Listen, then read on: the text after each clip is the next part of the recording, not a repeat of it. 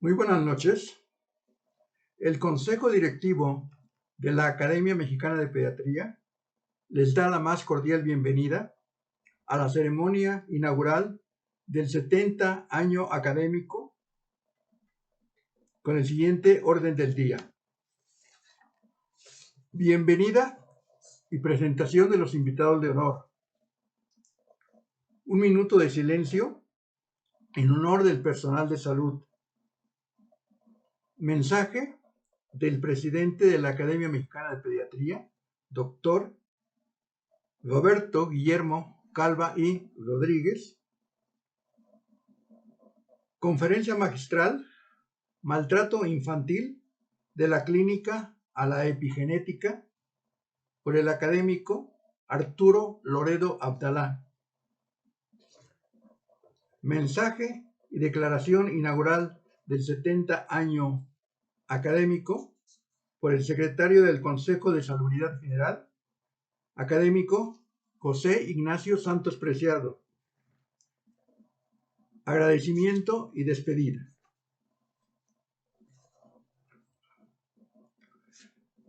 A continuación, haremos la presentación de nuestros invitados de honor. Doctor Jorge Carlos Alcocer Varela, secretario de Salud. Doctor José Ignacio Santos Preciado, secretario del Consejo de Salubridad General. Doctor Germán Fajardo Tolsi, director de la Facultad de Medicina de la Universidad Nacional Autónoma de México. Doctor Felipe Cruz Vega, presidente de la Academia Mexicana de Cirugía. Doctor José Jalave Cherem, presidente de la Academia Nacional de Medicina. Doctor Jaime Nieto Cermeño, director general del Hospital Infantil de México. Doctor Alejandro Serrano Sierra, director del Instituto Nacional de Pediatría. Doctora Claudia Montesinos Ramírez, presidenta de la Sociedad Mexicana de Pediatría.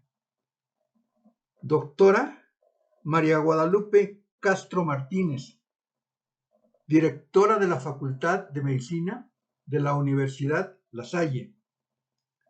Doctora María Soledad Millán Lizárraga, presidenta de CONAPEME.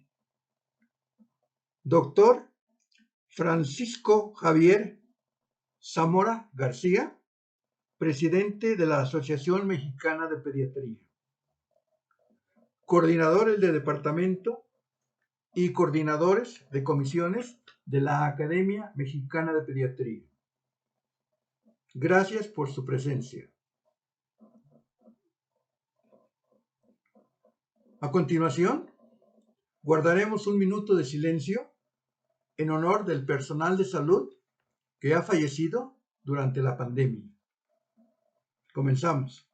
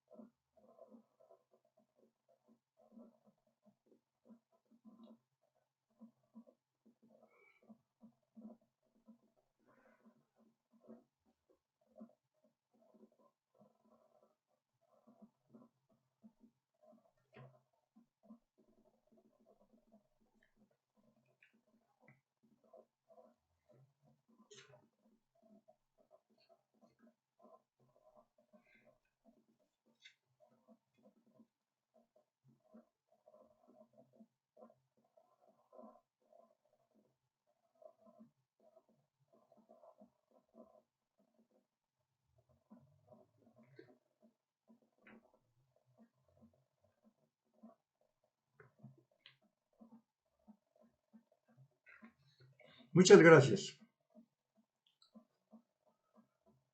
A continuación escucharemos el mensaje del presidente de la Academia Mexicana de Pediatría, académico Roberto Guillermo Calva y Rodríguez. Muy buenas noches tengan todos ustedes. A nombre de la mesa directiva de la Academia Mexicana de Pediatría, le damos la más cordial bienvenida a esta sesión de inicio de actividades del 70º aniversario de la Academia Mexicana de Pediatría. Como todos ustedes saben, desde hace un año hemos reforzado la estructura de la Academia para que a través de los departamentos y de las diversas secciones que la conforman, el trabajo colegial sea el que predomine y el que mande y el que realmente dicte cuáles son los quehaceres fundamentales de la Academia. La Academia de Pediatría tiene conformados 4 grandes departamentos. El Departamento de Pediatría y Especialidades, que a través de sus diversos comités de especialidades pediátricas ha hecho un trabajo ejemplar a través de la conformación de los diversos talleres y seminarios que se han llevado a cabo durante este año. El Departamento de Cirugía y Especialidades Quirúrgicas marca exactamente lo mismo con los trabajos de índole quirúrgico. El Departamento de Pediatría Social y Preventiva marca todos los aspectos preventivos de la pediatría que deben de ser fundamentales para la prevención, la alimentación, la adolescencia, la violencia, la salud mental, etc. y otros temas también de fundamental importancia.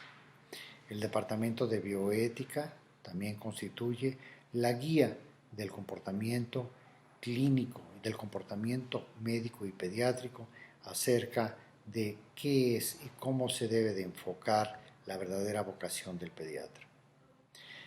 Es así que en este año o en este inicio de actividades académicas trataremos de reforzar que el trabajo colegial de las comisiones sea fundamental para el sustento académico y la vida académica de la misma. A través de este año se llevarán a cabo seminarios, se llevarán a cabo talleres y terminaremos con un Congreso Mexicano de Pediatría en donde se expondrán el resultado de este tipo de trabajo colegiado. Es importante también resaltar que el día 7 de junio llevaremos a cabo una jornada de aniversario para celebrar el 70º aniversario de la fundación de la Academia Mexicana de Pediatría. Es un orgullo el presidir en estos momentos y en estas condiciones sociales la Academia Mexicana de Pediatría, pero también es un orgullo el sentirme cobijado por tanta gente tan profesional y tan comprometida con los quehaceres académicos como son mis compañeros de la mesa directiva y mis compañeros académicos en todos los rincones de nuestro país. No debo de dejar pasar que nos doblega ahora un doble sentimiento. Por una parte, tenemos que continuar los trabajos académicos, pero por otro lado, tantos compañeros académicos que han perdido la vida como consecuencia de esta infección también nos hace recordar y reflexionar que a ellos y a otros más debemos de ofrecer este trabajo académico. En nuestra memoria guardaremos precisamente todo su quehacer y todo su profesionalismo que dieron durante su vida a los trabajos académicos. Lo recordaremos con mucho orgullo, con mucho cariño y también con mucho profesionalismo. Les daremos el lugar que realmente se merece y dedicaremos todos estos trabajos durante este año para su memoria. No me queda más que agradecer a todos ustedes su presencia, su participación y ojalá fortalezcamos nuestros lazos para que la Academia termine este año siendo más sólida, con mayor prestigio y con mejor presencia en todas las comunidades médicas y pediátricas de nuestro país. Muchas gracias a todos ustedes y espero que durante todo este año nos acompañen a los trabajos de índole académico y de investigación que realizaremos.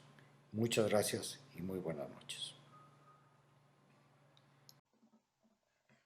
Escucharemos a continuación la conferencia magistral Maltrato infantil de la clínica a la epigenética por el académico Arturo Loredo Abdalá.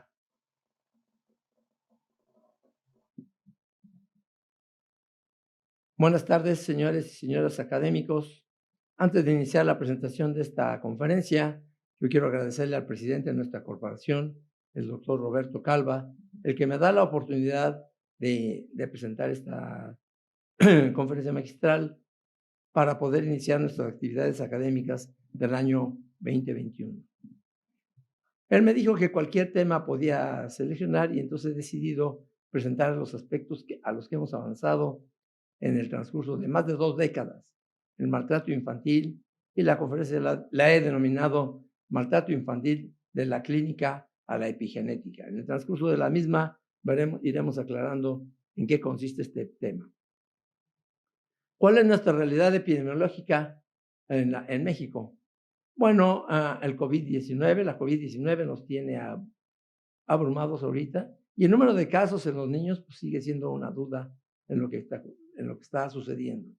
Sabemos que por alguna razón no aclarada, los niños son afectados menos frecuentemente y la severidad de los mismos también es menor, aunque obviamente existen situaciones en donde los niños fallecen. ¿Cuál es la situación del cáncer infantil? En Estados Unidos se publica que aproximadamente de 10,000 a 12,000 casos anuales ocurren. En México no sabemos la cifra en ese sentido. Maltrato infantil, otra vez en Estados Unidos, las cifras oscilan de 660,000 hasta 1,000,000 de casos anuales. Y esto es importante que ustedes lo consideren para poder compararlo con lo del cáncer y entender cómo debemos de atender con mayor grupo de profesionales esta situación. Y finalmente las adicciones, en donde en nuestro país tampoco entendemos y sabemos qué número de casos están presentes. Hablando de maltrato infantil específicamente, entonces ahora, ¿qué conocemos y qué nos falta aprender? ¿Por qué estamos teniendo tantos casos de esta problemática mundial? En el Instituto Nacional de Pediatría, que se inauguró en 1970, pues a partir de 1980, en el Departamento de Medicina Interna, era un servicio que se caracterizaba en aquel entonces por atender pacientes con enfermedades inmunorreumatológicas como artritis reumatoide, lupus eritematoso, síndrome antifosfolípido, fiebre reumática, que había muchos casos.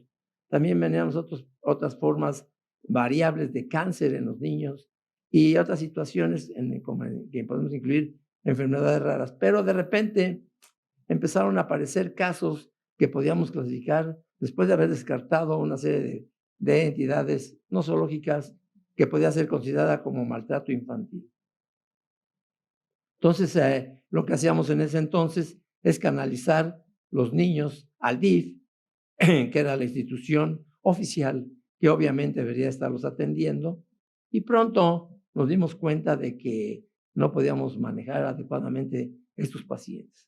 Tan complicado como esta fotografía, en donde aparentemente algunos casos es fácil de establecer un diagnóstico fundamentalmente del abuso físico, pero existen otras modalidades del mismo en donde cuesta mucho trabajo precisar el diagnóstico y la modalidad de que estamos haciendo referencia. De tal manera que en ese entonces nuestro accionar era asistencial inicialmente, bajábamos hacia la docencia, no solamente de los médicos pediatras que estaban en formación en el instituto, también de los estudiantes de medicina de la Universidad Nacional Autónoma de México, del Politécnico, de la Universidad de Anáhuac, de otras universidades que teníamos en ese momento, y algunos intentos de investigación, fundamentalmente clínica, pero vean ustedes, está al final de la tercera posición. ¿Qué aprendimos? Pues que podíamos sospechar y diagnosticar el problema. En aquel entonces se llamaba síndrome del niño maltratado. Pudimos establecer la frecuencia de casos en el instituto, que no necesariamente señala lo que puede estar ocurriendo en la Ciudad de México o en otras entidades federativas del país. ¿Cuáles eran las modalidades clínicas que constituían esta patología?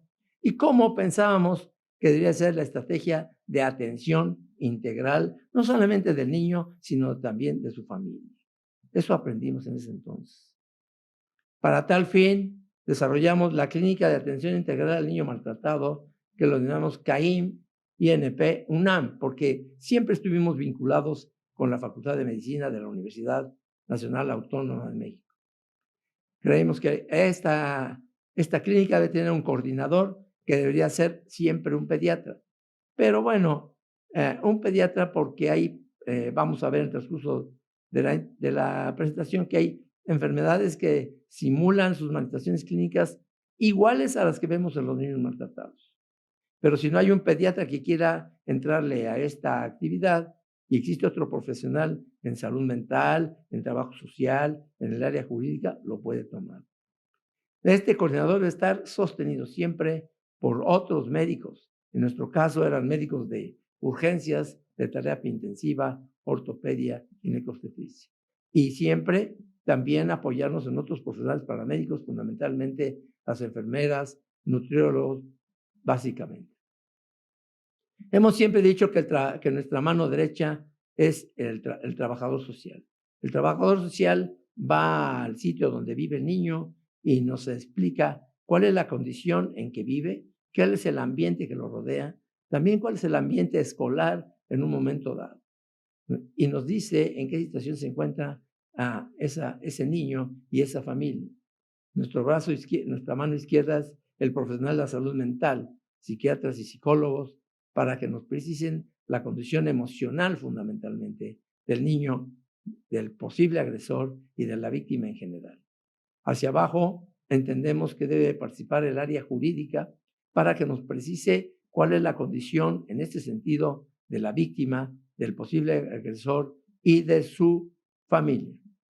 Incluimos a investigadores y profesionales de metodología de investigación para poder después nosotros ir captando nuestra información y poder precisar una información fidedigna que nos permitiera publicar la información para que pueda ser de beneficio a otros profesionales que no tienen la oportunidad de estar trabajando en el Instituto Nacional de Pediatría. Hacia la derecha ven el voluntariado.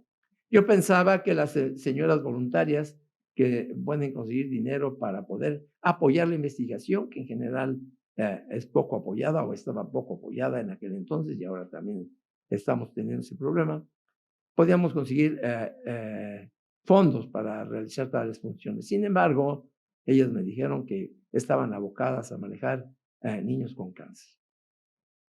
Pero bueno, en este momento se empezaron a adherir profesionales de otras ramas del conocimiento, como son un filósofo del ITAM, luego antropólogos, sociólogos, profesores, y se fueron integrando esto y nos daban sus puntos de vista para entender adecuadamente este problema. Por ejemplo, el filósofo, su interés fundamental es ver el momento en donde un niño fallecía con esta problemática.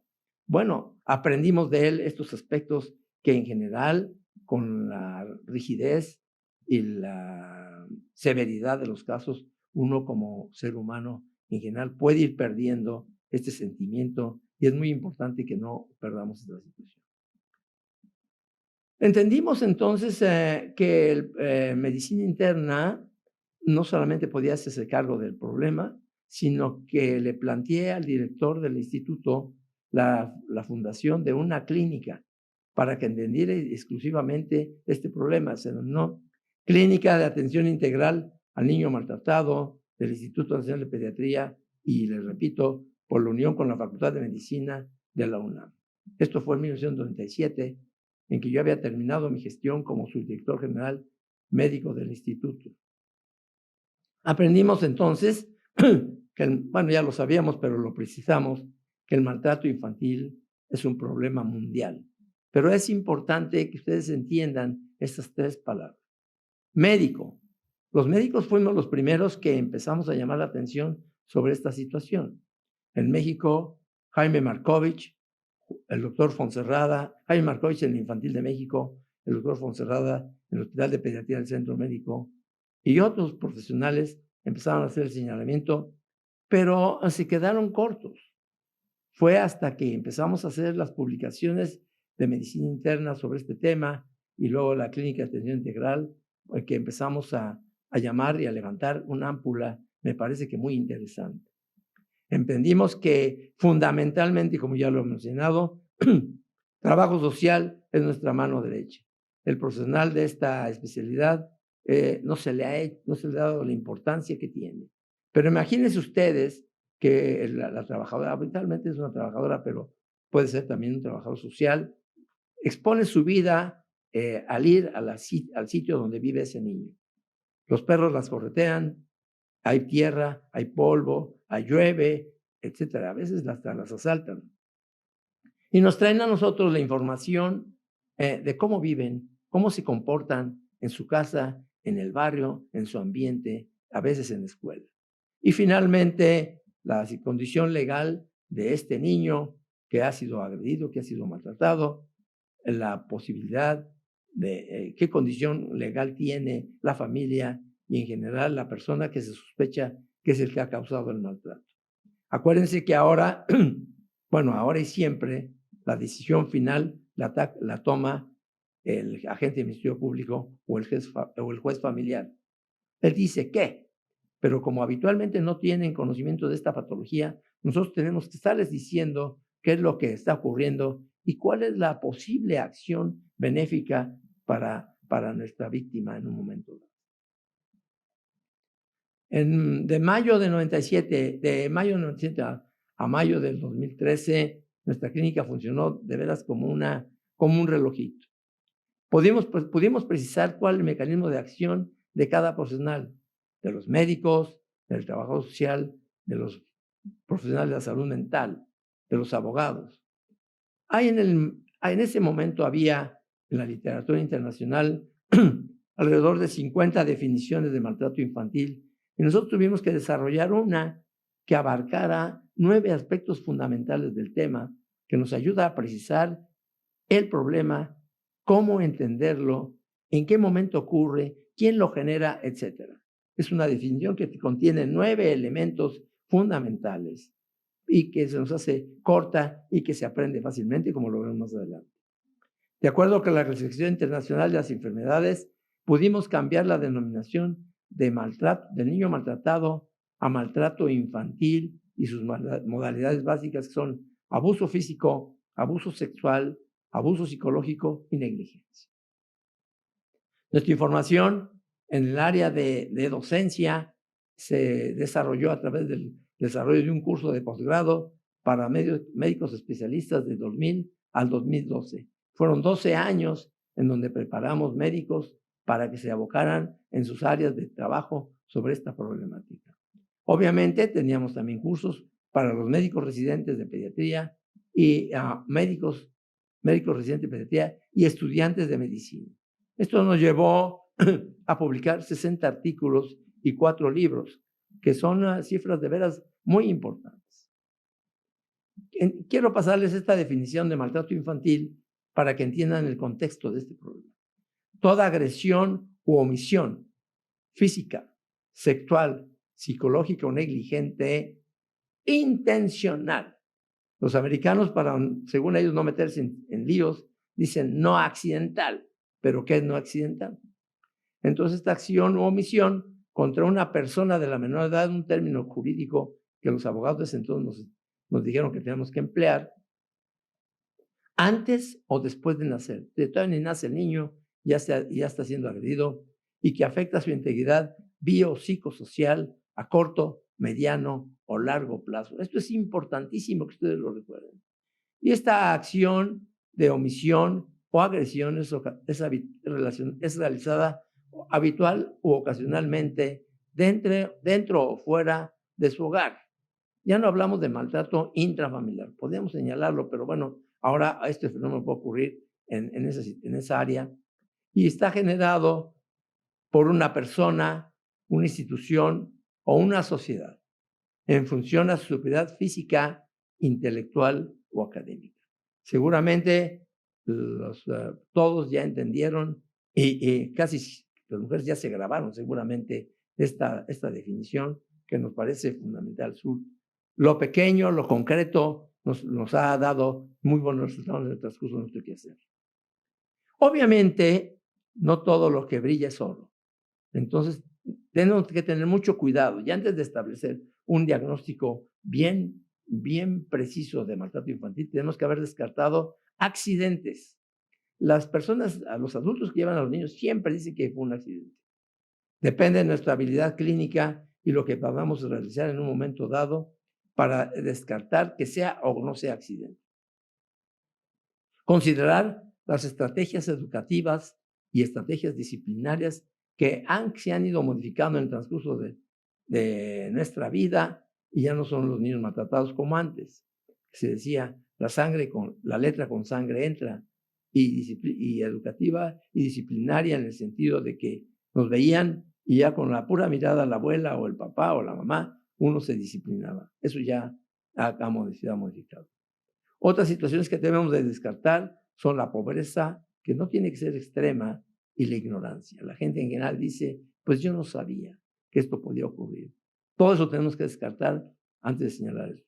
Pero también debemos de considerar los usos y costumbres de ciertos grupos humanos de nuestro país y ya les he dicho, algunas enfermedades pediátricas cuya manifestación clínica semeja a lo que vemos en niños maltratados. Osteogénesis imperfecta, raquitismo renal, acidemia glutárica, etcétera. Son padecimientos que por eso insisto en que la coordinación de esta patología debe ser realizada por un médico pediatra.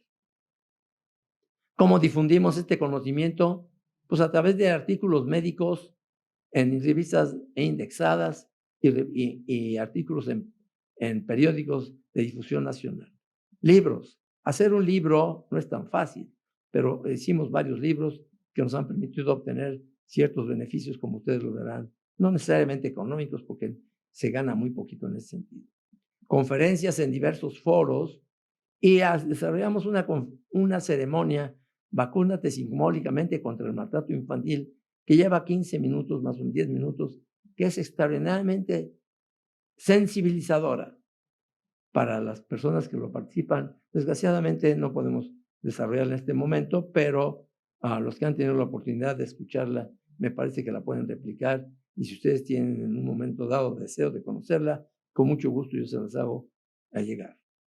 Estos 4 libros nos permitieron avanzar en el desarrollo de la difusión de la información. Este primero, Maltrato Infantil, del editorial McGraw-Hill, este otro está en el centro de la Academia Mexicana de Pediatría, el otro que está también en la Academia Mexicana de Pediatría, y ya después otro que desarrollamos, que Maltrato en Niños y Adolescentes, que me parece que, a pesar de que el ganador es el primero, el que está en oro, de un premio nacional, me parece que el cuarto tiene la mayor información al respecto y de mucha utilidad. ¿Qué premios y decisiones ganamos en el transcurso de más o menos una década? Primer lugar, en el 15º Premio Nacional de Administración Pública en 1994. Esto fue un impulso tremendo para lo que estábamos haciendo y para el Instituto Nacional de Pediatría. El premio Dr. Rafael Soto Allande de la Academia Mexicana de Pediatría en ese mismo año. El premio Guillermo Salas Peiró de la Academia Nacional de Medicina en 1997, y que nos consideraran como representante oficial del maltrato infantil por la Asociación Latinoamericana de Pediatría. Entonces vean ustedes cómo fuimos teniendo mucho auge. Aquí se ve cómo está muy contento el presidente en turno, el presidente de la República en turno, es el doctor Ernesto Zedillo, y me estaba dando el premio. Es una sensación increíble la que obtuve en ese momento, y me preguntó que cuánto tiempo me había llevado en desarrollar este libro. Yo le dije que como 2 años, probablemente me tardé más, pero bueno.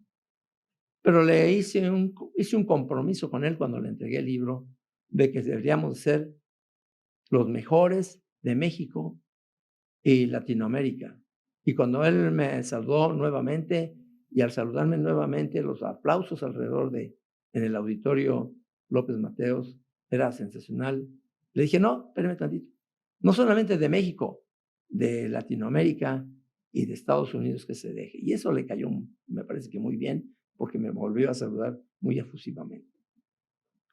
¿Qué nos falta por aprender?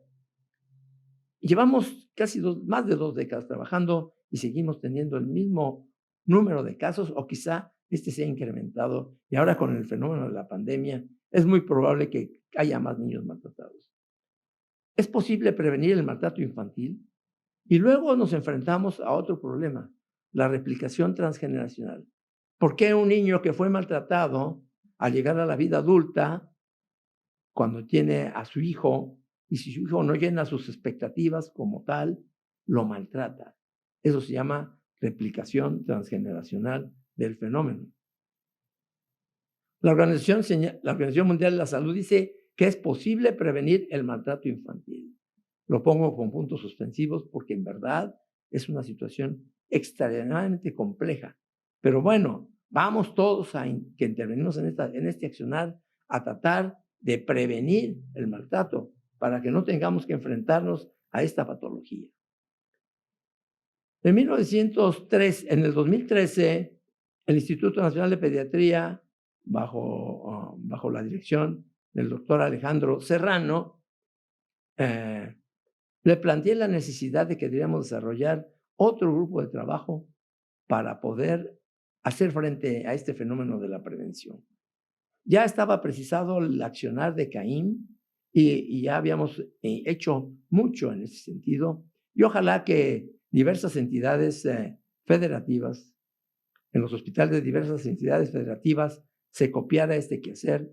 En algunos momentos lo logramos en Morelos, en San Luis Potosí, en Tabasco, en Mexicali, etcétera. Pero bueno, yo quisiera que todos los académicos que están viendo esta presentación pusieran a trabajar a sus compañeros, sus colegas pediatras, para que desarrollaran un quehacer como el que hicimos en la Clínica de Atención Integral del Niño Maltratado. Bueno, yo le decía al doctor Serrano que era posible trabajar en aspectos preventivos del fenómeno y que esto nos ayudaría, no a corto plazo, pero sí un tiempo perentorio, de que podíamos disminuir el número de casos e inclusive evitar que se maltrataran a los niños. Él accedió y desarrolló entonces en 2013 el Centro de Estudios Avanzados sobre Maltrato Infantil Prevención, siempre ligados, como les he estado mencionando, a la Facultad de Medicina. Este es nuestro logo que utilizamos, y lo ven ahí, ya saben de qué se trata. Las estrategias: prevención primaria, prevención secundaria, prevención terciaria. Son los 3 rubros fundamentales para efectuar este fenómeno. Ahora se modifica el accionar, ahora es una estrategia transversal. La asistencia viene hasta el final, es decir, yo lo llamo el laboratorio que tenemos para utilizar todas las estrategias de investigación. La docencia se sigue manteniendo en el centro de nuestro quehacer, de nuestro círculo virtual, y la investigación. Ahora nos vamos a preparar para ser investigadores clínicos, como lo marcan los básicos. Nuestros ejes rectores en la prevención primaria son el interés superior del niño, que eso es un término que se ha utilizado en todo el mundo y que México se ha suscrito al mismo. Se debe permitir, se debe conocer, dar a conocer y respetar los derechos de las niñas, niños y adolescentes. Los políticos se lo saben muy bien, pero no lo ponen en funciones. Entonces esto nada más lo sirve como para plataforma, estrategia para subir a ocupar un escaño, pero todos debemos estar al pendiente de esto. Luego a nosotros los pediatras nos toca precisar la crianza humanizada con base a una puericultura eficaz. Esto es nuestro quehacer de todos los días como pediatras. No necesariamente tenemos que estar atendiendo el fenómeno de maltrato infantil. Debemos de atender a la familia. La familia en todo el mundo, pero a lo que nos interesa en México, cada día está más deteriorada. Ahora los jóvenes no se quieren casar, se unen desarrollan su actividad en acción en unidad libre, y cada día también los divorcios van en increciendo. Los divorcios suben y los matrimonios bajan. Entonces esto nos genera un problema muy serio junto con los divorcios en la situación en que están viviendo los niños. Si una pareja se puede divorciar, bueno, pues ni modo, es un fracaso que tienen en su vida. Pero si hay niños, si hay niños de por medio, el que paga el pato son los niños. Y entonces esto debemos de estar muy al pendiente de eso. Nosotros debemos también estar muy atentos, y no solamente los pediatras, sino otros profesionales que interactúan o manejan a niños, cuál es la población infantil que se encuentra en un momento en riesgo. Y hay una cosa que se está trabajando mucho en el noroeste del país, principalmente la psicóloga Araceli García, ahí en Tijuana, ha desarrollado programas de fomento para la paz. En algunos países latinoamericanos esto ha tenido un auge muy importante y he sido invitado a que participe en esto. Pero bueno, uno no puede desarrollar todas las acciones que quisiera, pero sí estamos pendientes de esto. Para la atención primaria, debemos de considerar los determinantes para la salud: alimentación, vivienda, educación, salud. Es decir, nosotros médicos vemos estas áreas en que está viviendo un niño y qué problema podemos detectar como consecuencia de un manejo inadecuado de lo mismo. No podemos hacer gran cosa, porque esto es políticas públicas que son manejadas por otras personas, fundamentalmente políticos, y de acuerdo a lo que les interesa, entonces lo manejarán. Pero bueno, nosotros sabemos, si no hay una alimentación adecuada, ¿a qué nos podemos enfrentar? Si la vivienda es tampoco adecuada, ¿a qué nos podemos enfrentar? La educación, cada día estamos teniendo un déficit terrible, y con lo que estamos viviendo en este sentido, y como estamos teniendo en la pandemia, los niños de Michoacán, de Guerrero, de Chiapas, de Oaxaca, están perdiendo años fundamentales de su preparación primaria. Y entonces, ¿qué estamos generando? Que no tengamos en un momento dado adultos adecuadamente instruidos. Luego, después, en 1998, el doctor Felitti publica la consecuencia de eventos adversos en la infancia, es decir, la violencia familiar, las adicciones, historia de maltrato infantil, y la consecuencia casi inmediata de esto. Y entonces, bueno, pues nadie ponía mucha atención a este señalamiento, que, como digo, es al final del siglo XX. Regresando a los determinantes sociales acumulados, tenemos la inseguridad alimentaria, la inseguridad de la vivienda, carencia de una educación efectiva, atención deficiente a la salud. ¿Por qué? No tanto porque los médicos no estemos preparados, sino porque para llegar a un centro de salud, a un área donde se pueda atender a los niños, pues se atendían 2, 3 o 4 horas. Luego el problema de adicciones lícitas e ilícitas en uno de los dos progenitores, y que uno de ellos esté en prisión, son situaciones que debemos de considerar y que debemos siempre, los debemos de buscar y considerar siempre que estemos atendiendo a un niño, independientemente por lo cual nos llevan a la consulta. Hablando de los eventos adversos de la infancia, como dijo el doctor Felitti, en los primeros 5 años de la vida son 4 del maltrato infantil, el abuso físico, el abuso sexual, el abuso psicológico y la negligencia. En un familiar o un adulto que vive en la casa que esté cursando con una enfermedad mental, igual que tenga adicciones, la existencia de violencia familiar y un familiar en prisión. Si un niño en los primeros 5 años de su vida sufre más de 4 de estos eventos, las posibilidades son muy altas para que en la vida de adolescentes o adultos jóvenes desarrollen depresión, diversos tipos de adicciones e intentos de suicidio. Cuando nosotros nos enfrentamos con los adolescentes con este problema, pues hay que tratar la depresión y nos metemos en otro lío. Pero si sabemos que este ha vivido en los primeros 5 años 4 más de los eventos que les he planteado, desde ahí todos debemos de empezar a manejar esta situación para no tenernos que enfrentar a esta problemática que de veras es muy grave. Así nos dejan a los niños, y este es nada más un ejemplo muy, muy discreto de cómo nos llegan los niños al hospital y cómo después de resolver el problema médico, quirúrgico o médico quirúrgico, pues debemos de evitar en el desarrollo de una estrategia de prevención secundaria que no se repite el maltrato en niñas, niños y adolescentes que fueron ya maltratados. Vamos a trabajar todos en ese sentido para ver cómo le vamos a hacer para evitar este problema.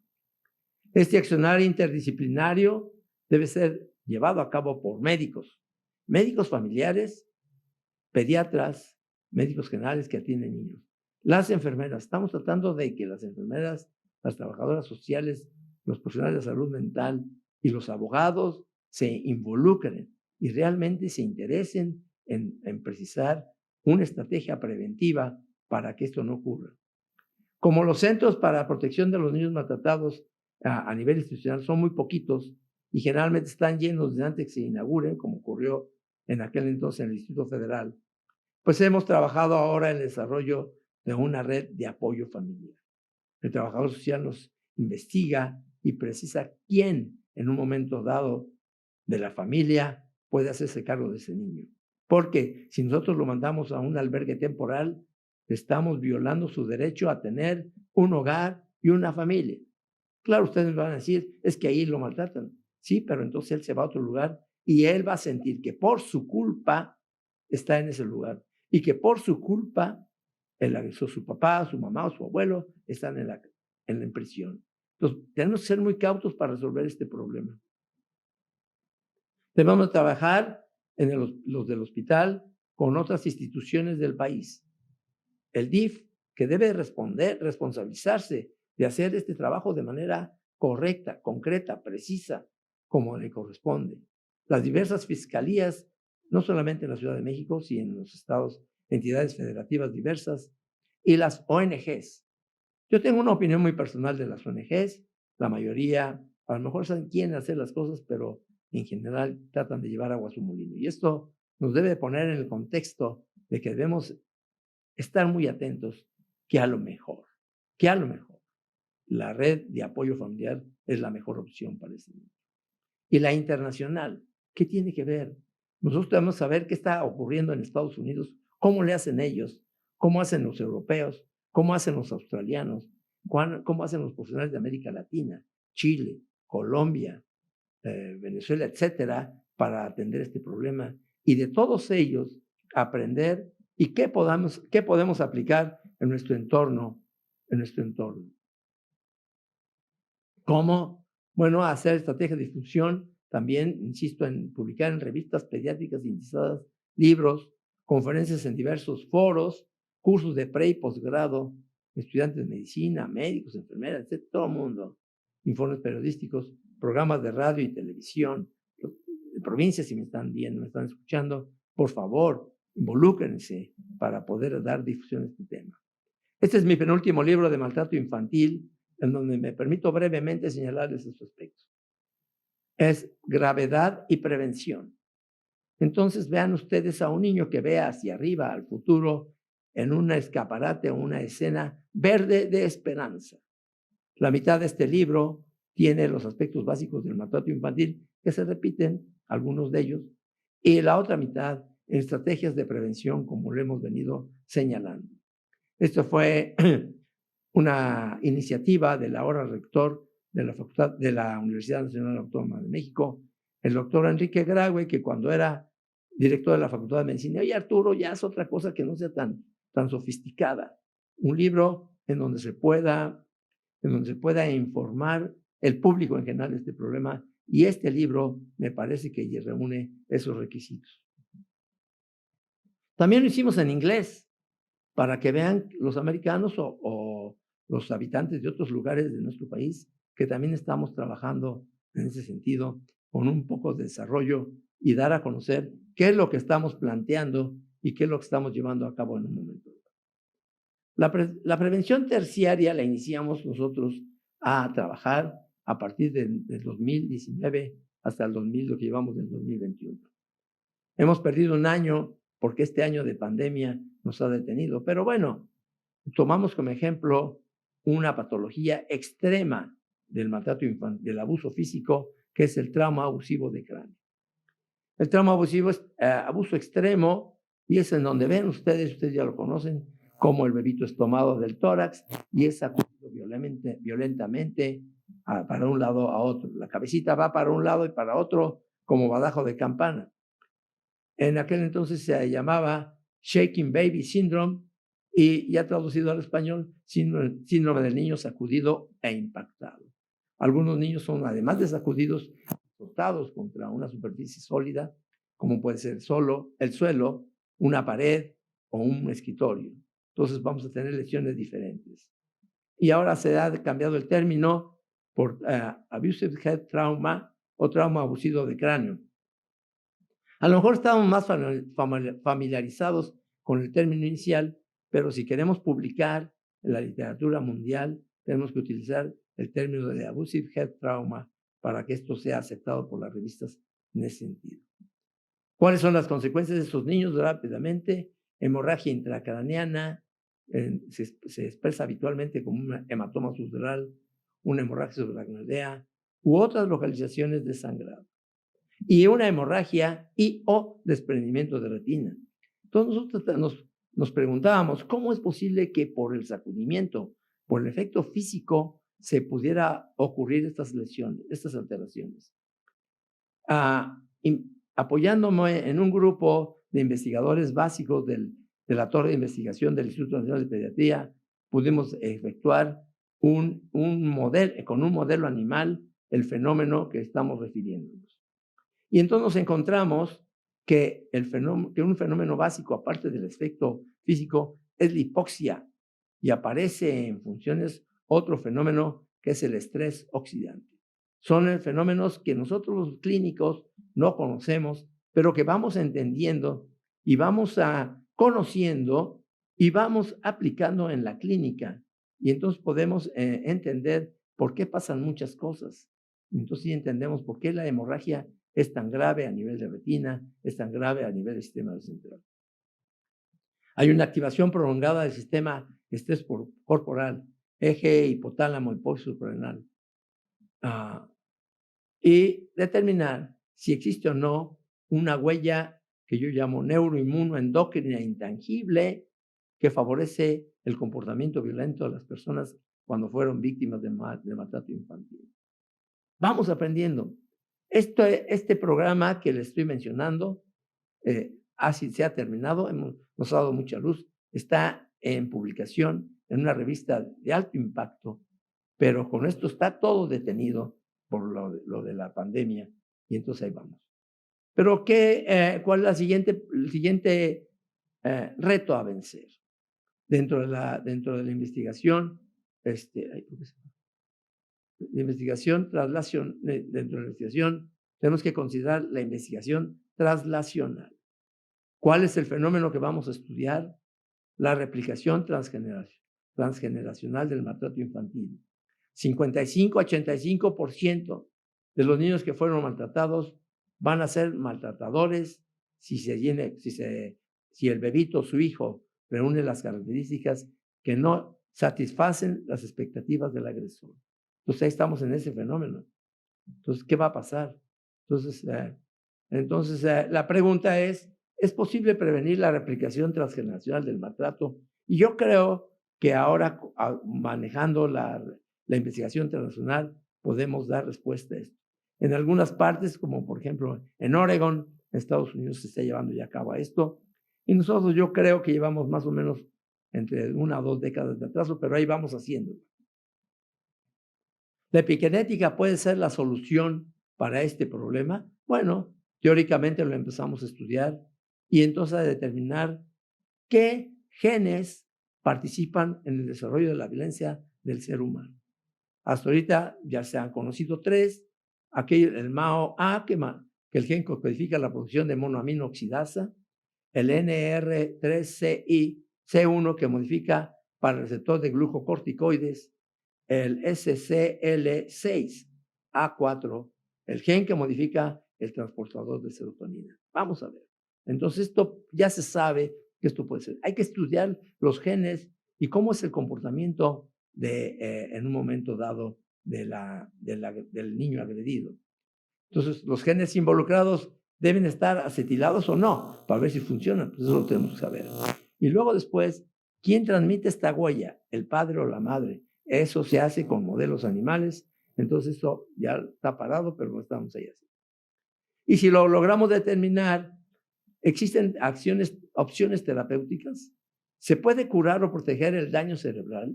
Se puede resolver la posibilidad de que no haya maltrato.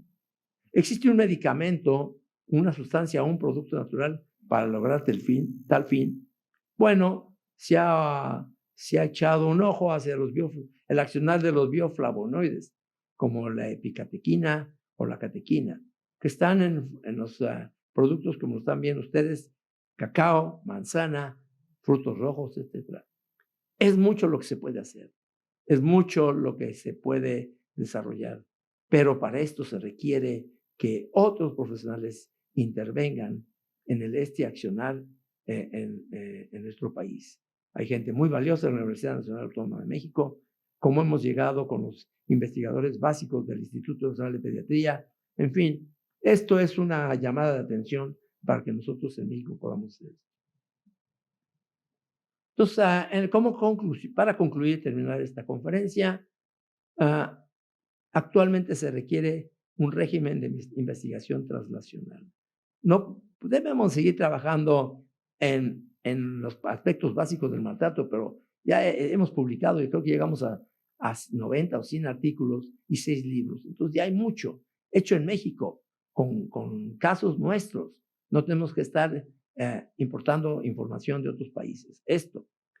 Y lo que yo les digo, investigación translacional, pero para ello es fundamental el trabajo de un equipo de investigadores básicos y de medicina clínica. Ni nosotros creemos que somos incapaces de hablar con un investigador básico y el investigador básico que no crea que nosotros somos incapaces de tener un diálogo. Debemos establecer una correlación en este accionar entre los dos grupos de investigadores para poder efectuar eso. Este es el grupo que he logrado conformar. El instituto, y bueno, ahí sobresale quiénes son los investigadores básicos y quién es el clínico. Soy un clínico nada más, qué barbaridad. Esto es lo que queremos. Ningún niño, independientemente de su origen genético o de condición socioeconómica, ningún escolar debe ser víctima de maltrato. Todos deben ser orgullosos de esto. Ningún adolescente debe sufrir alguna de las tantas modalidades de maltrato infantil. Todos deben estar orgullosos de nuestro país y nosotros, como profesionales, debemos brindarle esta oportunidad a todos ellos. Ahí les dejo el mensaje para que ustedes decidan qué hacer. Gracias por su presencia y su atención.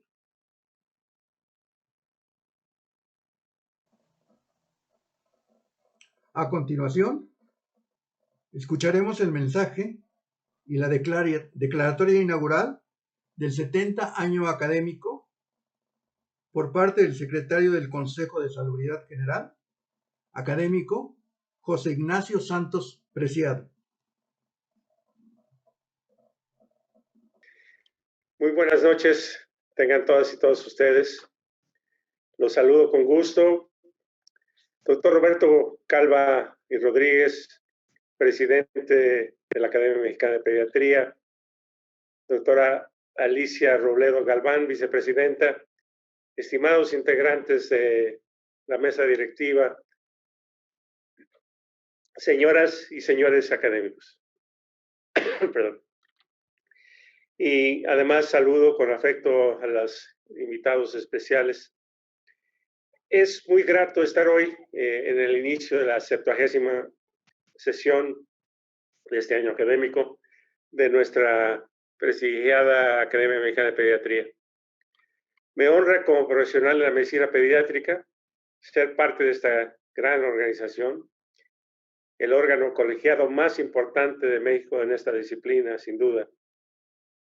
Es un órgano que ha velado por muchos años porque existan altos estándares académicos en todos sus asociados, con la finalidad de asegurar una atención que garantice la salud de las niñas y los niños de nuestro país. En este sentido, hablamos de la calidad de la atención, que va en línea paralela a la actualización de conocimientos, adquisición de nuevas habilidades, en una absoluta disposición al aprendizaje para innovar y ofrecer alternativas que promuevan una atención de excelencia con un enfoque humanista, pensando siempre en la seguridad de nuestros pacientes. Cuando digo que debemos tener un enfoque humanista, estoy haciendo referencia a que seamos receptivos, que seamos empáticos, abiertos, afectuosos, con disposición para la atención médica, que por el apoyo de las nuevas tecnologías, la que estamos estrenando el día de hoy, en ocasiones, no pocas, nos coloca distantes de la persona. Y muchas veces la persona vulnerable que no tenemos frente a nosotros. Por esta última razón, también debemos ser agradecidos por la oportunidad de ser médicos. Por esta academia han pasado un gran número de históricos médicos y médicas que sentaron las bases de la pediatría moderna en nuestro México. Como grandes maestros, ellos supieron siempre la importancia de la formación de nuevos profesionales y de la actualización para favorecer la superación del gremio, con humanismo, inculcando la curiosidad por aprender cosas nuevas y así propiciar un sentido de responsabilidad para una excelente atención. Desde el Consejo de Salud General, que me honra ser su secretario, en materia de certificación de establecimientos de atención médica, hemos promovido y seguimos promoviendo la mejora continua de la calidad de la atención y así como la seguridad que se brinda a los pacientes mediante la implantación y evaluación del modelo de seguridad del paciente de este consejo. De esta manera, se reconocen los establecimientos que participan de manera voluntaria en el desarrollo e implementación del modelo de seguridad del paciente y que además cumplen los estándares necesarios para brindar servicios con buena calidad en la atención. En el año pasado, el 2020, el mundo fuimos sorprendidos por la pandemia COVID-19. ¿Quién lo iba a pensar? Desde marzo de ese año hasta la fecha, el Consejo de Salud General se encuentra en sesión permanente y ha desarrollado en conjunto con la Secretaría de Salud diversas acciones para la atención y contención del virus en nuestro país. Afortunadamente, la vacuna ya comenzó a aplicarse en nuestro país y se espera que para finales de este año el mayor número de nuestra población cuente con ella. Asimismo, nos alienta saber que ya hay estudios encaminados a evaluar la seguridad y efectividad de la vacuna en niños y niñas menores de 16 años. En este contexto, y como garantía de una constante mejora en la atención médica, se han generado acciones en diferentes vertientes que buscan, por un lado, mantener la continuidad de la certificación en el país, así como apuntalar en la creación de una política pública integral en materia de calidad de la atención y seguridad del paciente, que tenga en el centro las acciones a las personas y sus derechos. Esto en plena concordancia con lo establecido en los artículos 1 y 4 de la Constitución Política de los Estados Unidos Mexicanos. Así se trabaja en la revisión y actualización del modelo, analizando la pertinencia de los estándares y sus elementos de mediación, pero fundamentalmente se avanza en la definición de un modelo orientado a establecer la calidad como una cultura, cuyo foco sean los pacientes, sus familias y la comunidad. Un modelo que provea, además de herramientas para la mejora permanente de la calidad, la salud en México. Asimismo, este año el Consejo continuará con los trabajos de actualización de protocolos de atención, destacando hemofilia, cáncer gástrico, el grupo de leucemias como la leucemia linfoblástica y la mieloblástica aguda, la promielocítica aguda. Además, hemos hecho un verdadero esfuerzo por depurar y actualizar el compendio de insumos para la salud para que tenga las claves más adecuadas en el tratamiento de niños con cáncer. Del mismo modo, continuaremos en la Política Nacional Integral para la Gestión de Sustancias Químicas que iniciamos en el 2019 y específicamente el Programa de Acción Aplicación Inmediata para el Control de Exposición a Plomo.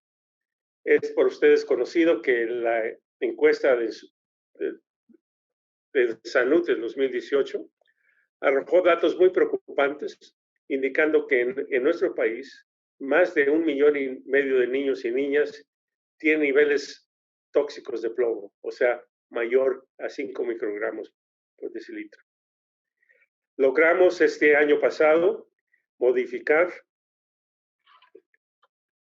lo que establece la norma oficial mexicana, bajando de 5 a 1 microgramo por decilitro. Ahora bien, no debería haber ni un milimésima de plomo en sangre. Yo digo, no debería haber nada de plomo en sangre. Pero reconocemos que vamos a tomar tiempo.